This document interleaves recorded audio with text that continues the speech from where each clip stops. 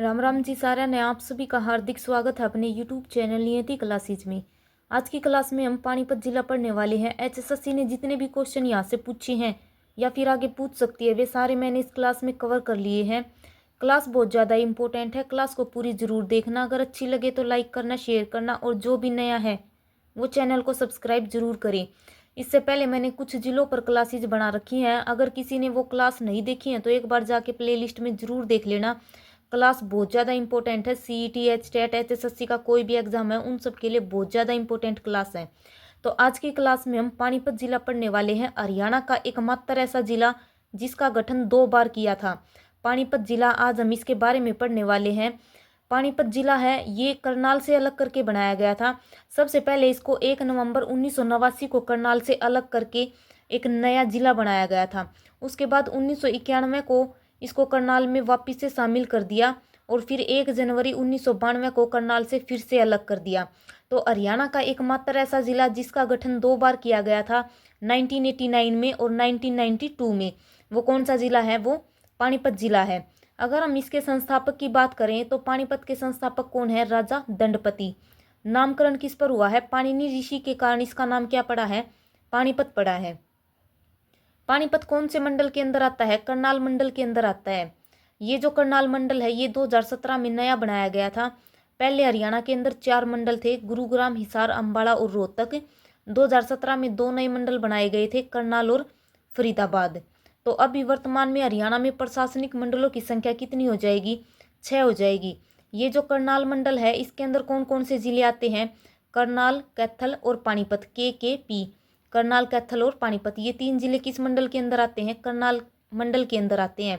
और इस तरह के क्वेश्चन पेपर में पूछे जाते हैं। सीईटी में पूछ रखा था, मिलान करना आ रहा था कि कौन से मंडल में कौन सा जिला आता है। तो ये जरूर याद रखना है किस मंडल में कौन कौन से जिले आते हैं।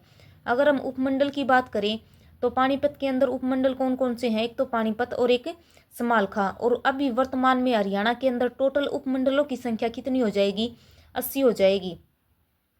पानीपत के अंदर विधानसभा की सीटें कौन कौन सी हैं?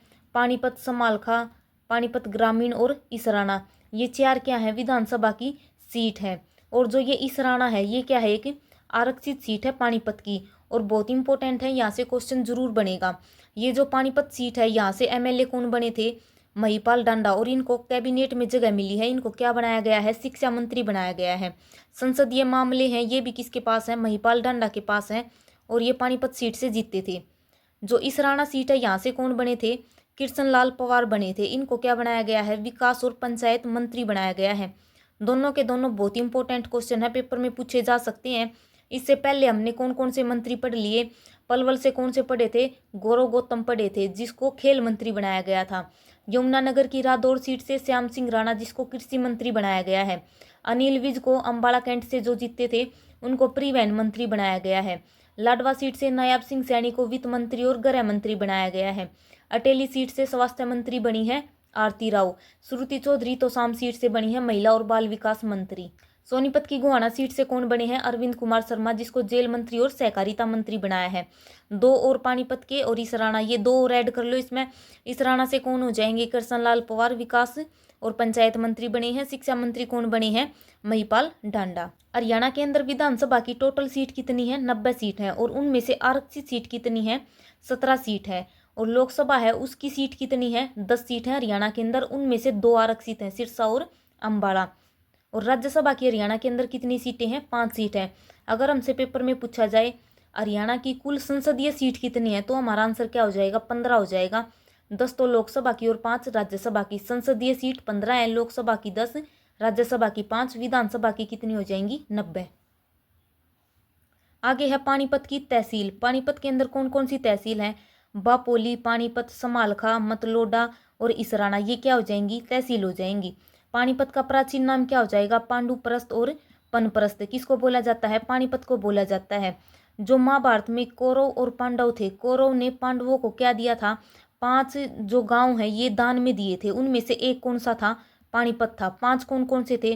पानीपत, सोनीपत, दिल्ली, बागपत और तिलपत, ये 5 थे। जो ये पानीपत है इसको पहले क्या बोला जाता था? पनप्रस्थ। सोनीपत को सोनप्रस्थ, दिल्ली को इंद्रप्रस्थ, बागपत और तिलपत ये दोनों यूपी के अंदर है। तो पानीपत का प्राचीन नाम क्या हो जाएगा? पांडुप्रस्थ या फिर पनप्रस्थ। ये बहुत इंपॉर्टेंट है क्योंकि पेपर में पूछे जाते हैं। उपनाम, प्राचीन नाम, नामकरण, इनसे क्वेश्चन जरूर बनता है। जो तहसील है हरियाणा के अंदर, टोटल तहसीलें कितनी है अभी वर्तमान में? 94 तहसील है। अगर उप तहसील पूछी जाए तो उसका उल्टा कर दो। 94 का उल्टा क्या हो जाएगा? 49। तो 94 तो तहसील है, 49 उप तहसील है। खजाने कितने हैं? 24। उप खजाने कितने हो जाएंगे? 81। ये आंकड़े जरूर याद रखने हैं। पानीपत का उपनाम क्या हो जाएगा?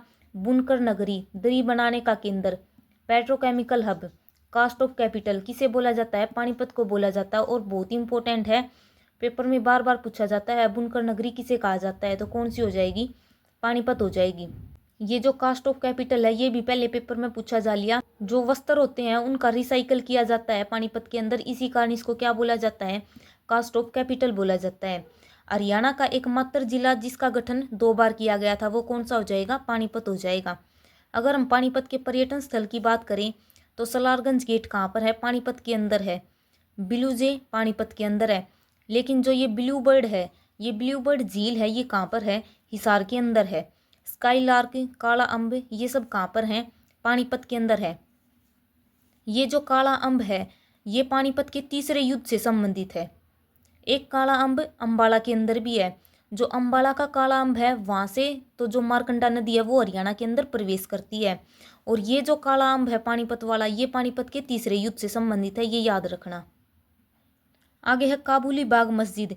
ये पानीपत के पहले युद्ध से संबंधित है। जब बाबर पहला युद्ध जीत जाता है पानीपत का तो अपनी बेगम की याद में कौन सी मस्जिद बनवाता है? काबुली बाग मस्जिद। इब्राहिम लोदी का मकबरा ये भी कहाँ पर है? पानीपत के अंदर है। एक है इब्राहिम सूरी। जो इब्राहिम सूरी है उसका मकबरा कहाँ पर हो जाएगा? नारनौल महेंद्रगढ़ के अंदर। और ये है इब्राहिम लोदी जिसने पानीपत का पहला युद्ध लड़ा था बाबर के खिलाफ। ये युद्ध स्थल पर ही मारा जाता है। इसका मकबरा कहाँ पर है?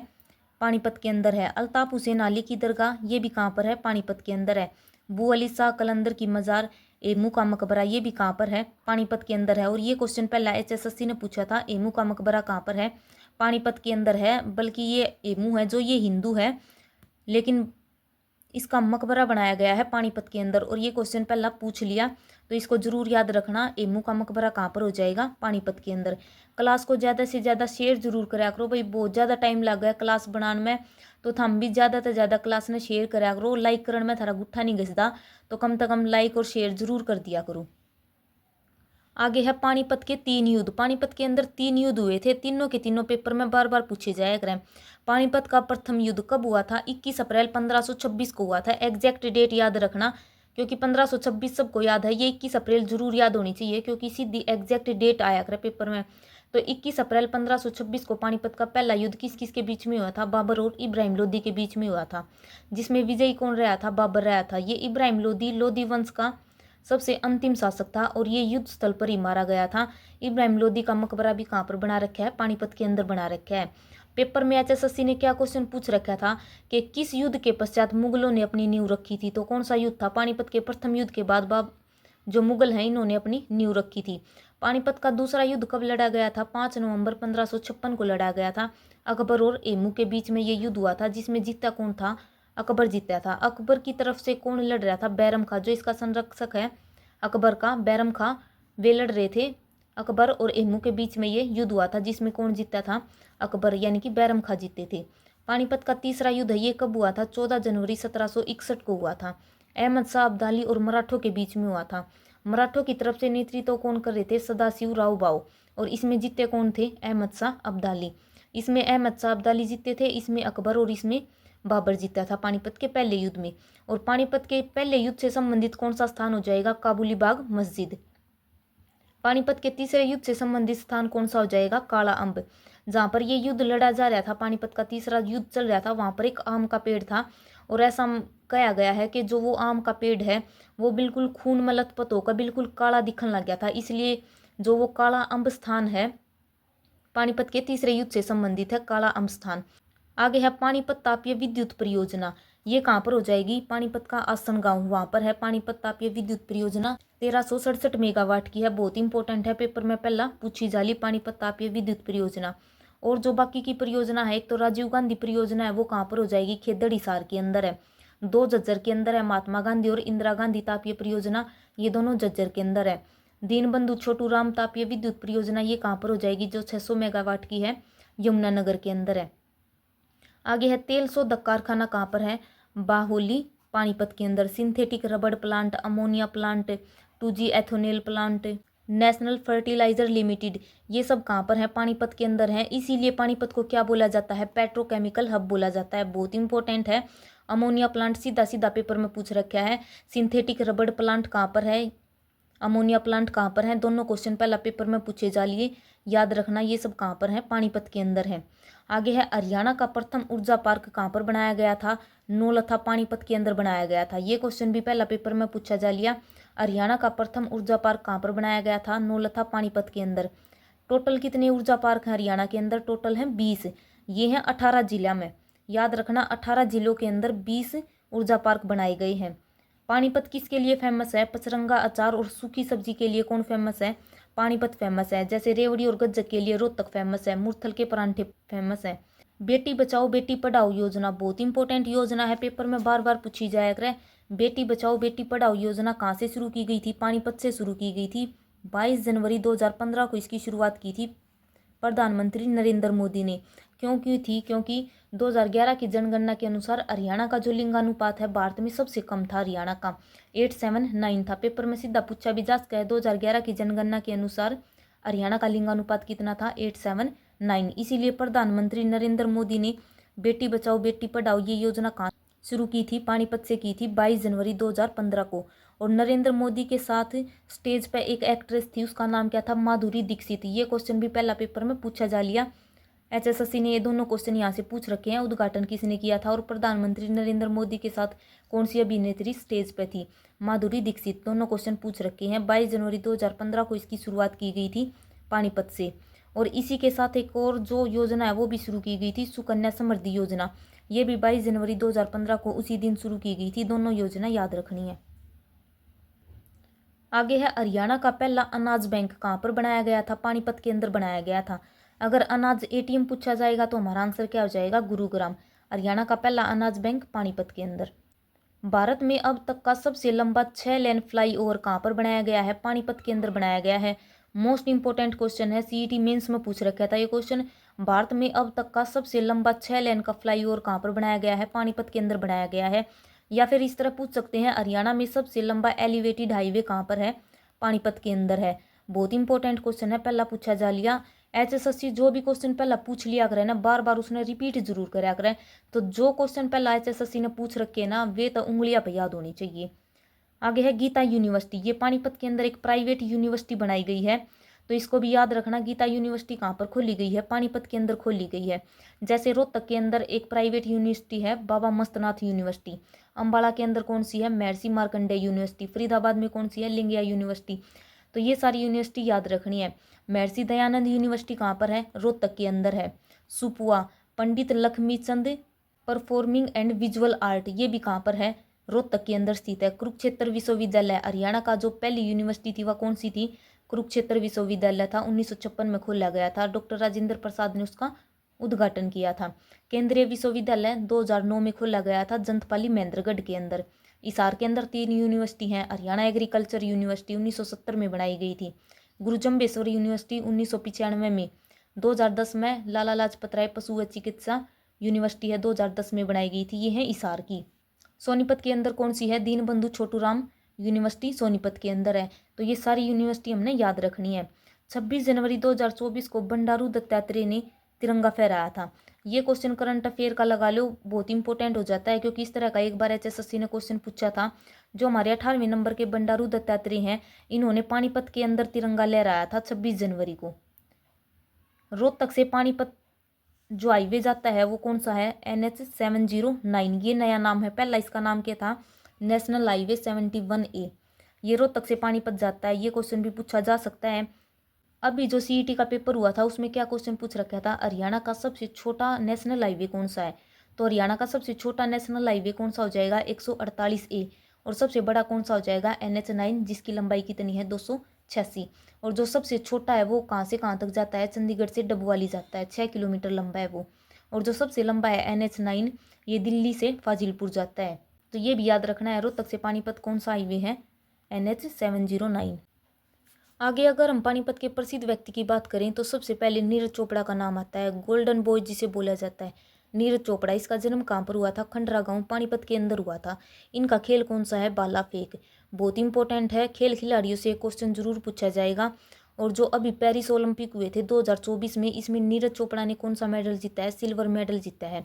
ये तो सबको पता होगा कि नीरज चोपड़ा ने सिल्वर मेडल जीता है, लेकिन कितनी दूर भाला फेंका है ये बहुत कम याद होगा। और ये आंकड़ा जरूर याद रखना है क्योंकि पेपर में पूछा जा सकता है। 89.45 मीटर दूर भाला फेंका था। डायमंड लीग में भी इसने सिल्वर मेडल जीता है। नीरज चोपड़ा ने जो टोक्यो ओलंपिक हुआ था उसमें कौन सा मेडल जीता था, गोल्ड मेडल जीता था। लेकिन अभी जो पेरिस ओलंपिक हुए हैं 2024 में, इसमें सिल्वर मेडल जीता है। दोनों के दोनों इंपॉर्टेंट है। और जो टोक्यो ओलंपिक है इसके अंदर जिस दिन इसने भाला फेंका था वो दिन कौन सा था, 7 अगस्त का दिन था। इसीलिए भारत सरकार ने 7 अगस्त को कौन सा दिवस मनाती है, राष्ट्रीय भाला फेंक दिवस मनाती है। ये भी याद रखना, पेपर में पूछा जा सकता है।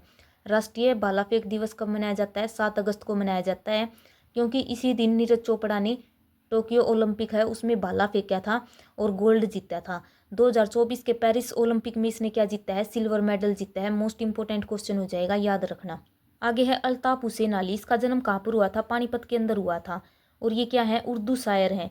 इन्हीं की याद में क्या दिया जाता है, आली पुरस्कार दिया जाता है। जो उर्दू अकेडमी है उसके द्वारा कौन सा पुरस्कार दिया जाता है, आली पुरस्कार दिया जाता है। पेपर में सीधा क्वेश्चन पूछा जाएगा, आली पुरस्कार किस भाषा में दिया जाता है, उर्दू में दिया जाता है। अल्ताफ हुसैन अली की रचनाएं कौन कौन सी हो जाएंगी, यादगार गालिब, शिकवा ए हिंद, मुकद्दम शेरो शायरी। ये किसकी रचनाएं हैं, अल्ताफ हुसैन अली की हैं। जो ये मुकद्दम शेरो शायरी है इसको क्या बोला जाता है, उर्दू का घोषणा पत्र बोला जाता है। अल्ताफ हुसैन अली की दरगाह भी कहाँ पर बना रखी है, पानीपत के अंदर बना रखी है। अल्ताफ हुसैन अली को अंग्रेजों के द्वारा कौन सी उपाधि दी थी, समूह उलेमा की उपाधि दी थी। और ये क्वेश्चन HSSC ने पहला पूछ रखा है, जरूर याद रखना। अंग्रेजों के द्वारा कौन सी उपाधि दी गई थी, समूह उलेमा। एक है नवदीप सिंह, बहुत इंपॉर्टेंट हो जाएगा। जो अभी पेरिस पैरा ओलंपिक हुए थे उसमें गोल्ड जीता है इसने भाला फेंक में। बहुत इंपॉर्टेंट क्वेश्चन है। ई वाले जो खिलाड़ी हैं जिन्होंने पेरिस पैरा ओलंपिक में इन मेडल जीते हैं ना, ये तो हर एक का याद होने चाहिए कौन सा जिला है और कौन सा इनका खेल है। तो जो ये नवदीप सिंह है इन्होंने भाला फेंका था पेरिस पैरा ओलंपिक के अंदर और इन्हें गोल्ड जीता है। 47.32 मीटर दूर इन्होंने भाला फेंका था। 2024 में जो पेरिस पैरा ओलंपिक हुए थे उसके अंदर टोटल कितने मेडल जीते गए हैं, 29 मेडल जीते गए हैं, जिसमें से 7 तो गोल्ड है, 9 सिल्वर हैं और 13 ब्रोंज है। जो हमने कैथल जिला पढ़ा था उसमें भी हमने एक हरविंदर सिंह पढ़ा था। जो वे हरविंदर सिंह थे वे तीरंदाजी थे, उन्होंने भी गोल्ड जीता है। भारत को पहला गोल्ड दिलाया है पैरा ओलंपिक में, तीरंदाजी खेल से उन्होंने भी गोल्ड जीता है। और नवदीप सिंह है, इन्होंने भी भारत को पैरा ओलंपिक में पहला गोल्ड दिलाया है। मोस्ट इंपॉर्टेंट हो जाएंगे ये क्वेश्चन। अगर स्पीड तेज़ लगी हो तो वही कम करके देख लेना। ये थी आज की हमारी क्लास कैसी लगी कमेंट करके ज़रूर बताना। लाइक शेयर की मैं कहती नहीं, थारा जी करा तो कर दियो, ना रहने दियो। धन्यवाद।